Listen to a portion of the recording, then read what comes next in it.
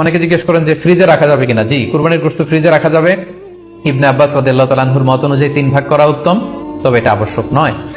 আপনি 1 ভাগ নিজে খাবেন, 1 ভাগ আত্মীয় স্বজন প্রতিবেশীদের দিবেন, আরেক ভাগ গরিব দুঃখীদের মাঝে বন্টন করে দিবেন।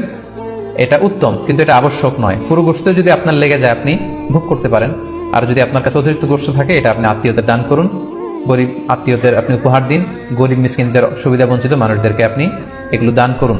কারণ সূরাতুল হজ্জের 28 নম্বর আয়াত আল্লাহ তাআলা বলেছেন, ফাকুলু মিনহা ওয়া আত'ইমুল বাঈসাল ফাকির, তোমরা কুরবানির এই গোশত নিজেরাও খাও এবং অভাবী লোকদেরকে দাও। এবং সহিহ বুখারীতে আল্লাহ রাসূল সাল্লাল্লাহু আলাইহি ওয়াসাল্লামের একটি বর্ণনা, আল্লাহ রাসূল সাল্লাল্লাহু আলাইহি ওয়াসাল্লাম বলেছেন, কুলু ওয়া আত'ইমু ওয়াদাখিরু, অর্থাৎ কুরবানির গোশত তোমরা খাও, ওয়া আত'ইমু মানে অন্যদের খাওয়াও, ওয়াদাখিরু এবং তোমরা এটাকে প্রিজার্ভ করে রাখো বা জমা করেও রাখতে পারো। অর্থাৎ আপনি চাইলে ফ্রিজে রাখতে পারবেন, আপনি পরবর্তীতে খেতে চাচ্ছেন আপনি রাখতে পারবেন ইনশাআল্লাহ।